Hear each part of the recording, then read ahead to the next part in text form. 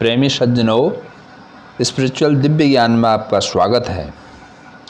भाइयों, आज मैं भागवत गीता का 3 अध्याय सुना रहा हूँ। आप लोग ध्यान से सुने और अपने जीवन को धन्य करें। अर्जुन बोले, हे जनार्दन, यदि आपको कर्म की अपेक्षा ज्ञान श्रेष्ठ मान्य है तो फिर हे केशव, मुझे भयंकर कर्म में क्यों लगाते हैं? आप मिले हुए से वचनों से मेरी बुद्धि को मानो मोहित कर रहे हैं। इसलिए उस एक बात को निश्चित करके कहिए जिससे मैं कल्याण को प्राप्त हो जाऊं। श्री भगवान बोले, हे निष्पाप, इस लोक में 2 प्रकार की निष्ठा मेरे द्वारा पहले कही गई है। उनमें से सांख्य योगियों की निष्ठा तो ज्ञान योग से और योगियों की निष्ठा कर्म योग से होती है।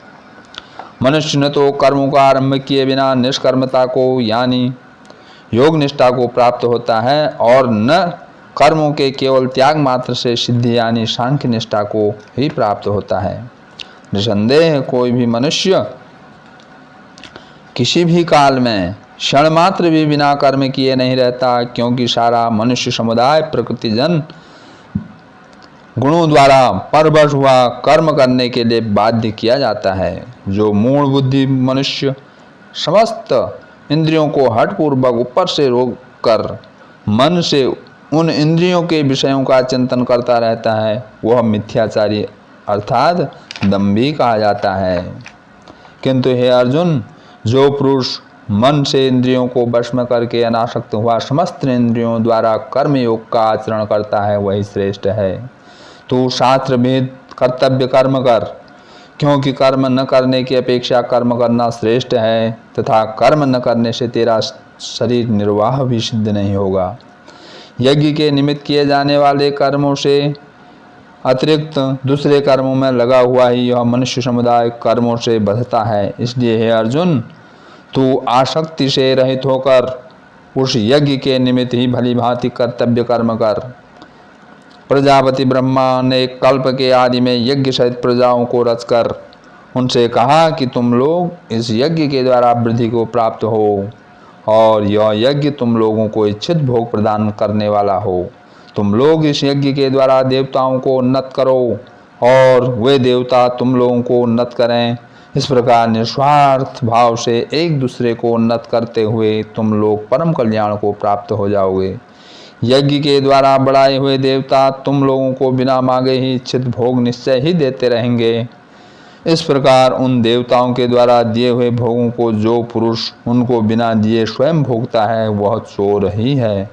यज्ञ से बचे हुए अन्न को खाने वाले श्रेष्ठ पुरुष सब पापों से मुक्त हो जाते हैं, और जो पापी लोग अपना शरीर पोषण करने के लिए अन्न पकाते हैं, वे तो पाप को ही खाते हैं। संपूर्ण प्राणी अन्न से उत्पन्न होते हैं। अन्न की उत्पत्ति वृष्टि से होती है, वृष्टि यज्ञ से होती है और यज्ञ विहित कर्मों से उत्पन्न होने वाला है। कर्म समुदाय को तू वेद से उत्पन्न और वेद को अविनाशी परमात्मा से उत्पन्न हुआ जान। इससे सिद्ध होता है कि सर्वव्यापी परम अक्षर परमात्मा सदा ही यज्ञ में प्रतिष्ठित है। हे पार्थ, जो पुरुष इस श्लोक में इस प्रकार परंपरा से प्रचलित सृष्टि चक्र के अनुकूल नहीं बरतता, अर्थात अपने कर्तव्य का पालन नहीं करता, वह इंद्रियों के द्वारा भोगों में रमण करने वाला पापायु पुरुष व्यर्थ ही जीता है। परंतु जो मनुष्य आत्मा में ही रमण करने वाला है, आत्मा में ही तृप्त तथा आत्मा में ही संतुष्ट हो, उसके लिए कोई कर्तव्य नहीं है।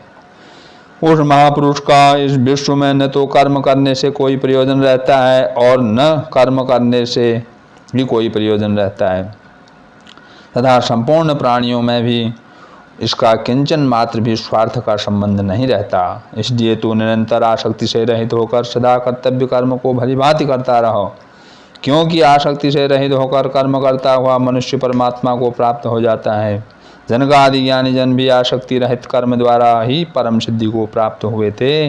इसलिए तथा लोक संग्रह को देखते हुए भी तू कर्म करने को ही योग्य है, अर्थात तुझे कर्म करना ही उचित है। श्रेष्ठ पुरुष जो जो आचरण करता है, अन्य पुरुष भी वैसा वैसा ही आचरण करते हैं। वह जो कुछ प्रमाण कर देता है समस्त मनुष्य समुदाय उसी के अनुसार बरतने लग जाता है। हे अर्जुन, मुझे इन तीनों लोकों में न तो कुछ कर्तव्य है और न कोई भी प्राप्त करने योग्य वस्तु प्राप्त है, तो भी मैं कर्म में ही बरतता हूँ। क्योंकि हे पार्थ, यदि कदाचित मैं सावधान होकर कर्म में न बरतूं तो बड़ी हानि हो जाए, क्योंकि मनुष्य सब प्रकार से मेरे ही मार्ग का अनुसरण करते हैं। इसलिए यदि मैं कर्म न करूं तो ये सब मनुष्य नष्ट भ्रष्ट हो जाएं और मैं संकरता का करने वाला हूँ तथा इस समस्त प्रजा को नष्ट करने वाला बनूं।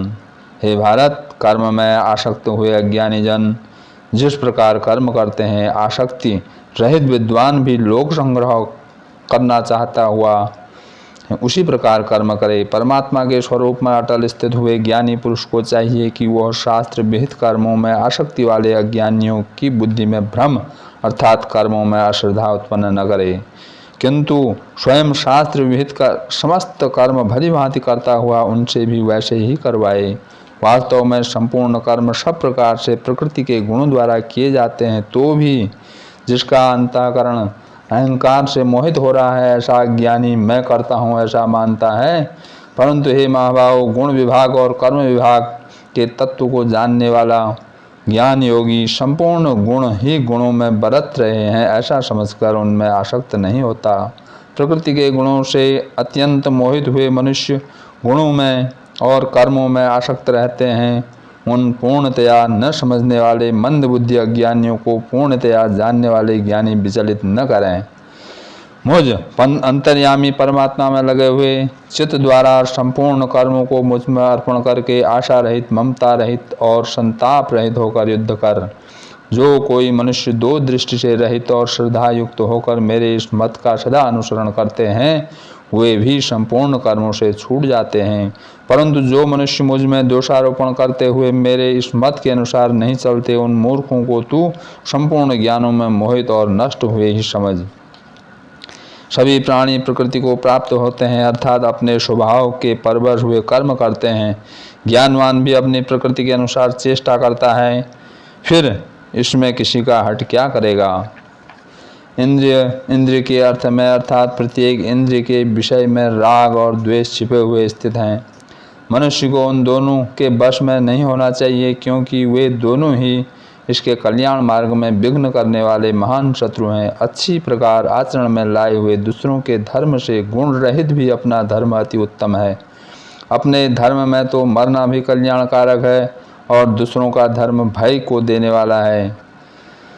अर्जुन बोले, हे कृष्ण, तो फिर यह मनुष्य स्वयं न चाहता हुआ भी बलाद लगाए हुए की भांति किससे प्रेरित होकर पाप का आचरण करता है।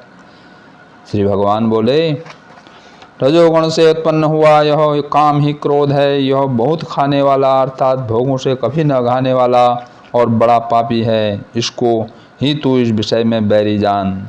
जिस प्रकार धुएं से अग्नि और मैल से दर्पण ढका जाता है तथा जिस प्रकार जेर से गर्भ ढका रहता है, वैसे ही उस काम के द्वारा ज्ञान ढका रहता है। और हे अर्जुन, इस अग्नि के समान कभी न पूर्ण होने वाले काम रूप ज्ञानियों के नित्य बैरी के द्वारा मनुष्य का ज्ञान ढका हुआ है। इंद्रियां, मन और बुद्धि ये सब इसके वास स्थान कहे जाते हैं। यह काम इन मंद बुद्धि और इंद्रियों के द्वारा ही ज्ञान को आच्छादित करके जीवात्मा को मोहित करता है। इसलिए हे अर्जुन, तू पहले इंद्रियों को वश में करके इस ज्ञान और विज्ञान का नाश करने वाले महान पापी काम को अवश्य ही बलपूर्वक मार डाल। इंद्रियों को स्थूल शरीर से पर यानी श्रेष्ठ, बलवान और सूक्ष्म कहते हैं। इन इंद्रियों से पर मन है और मन से पर बुद्धि है और जो बुद्धि से भी अत्यंत परे है वह आत्मा है। इस प्रकार बुद्धि से पर अर्थात सूक्ष्म, बलवान और अत्यंत श्रेष्ठ आत्मा को जानकर और बुद्धि के द्वारा मन को वश में करके हे महाभावो, तू इस काम रूप दुर्जय शत्रु को मार डाल। बोलो श्री आनंद कंद भगवान की।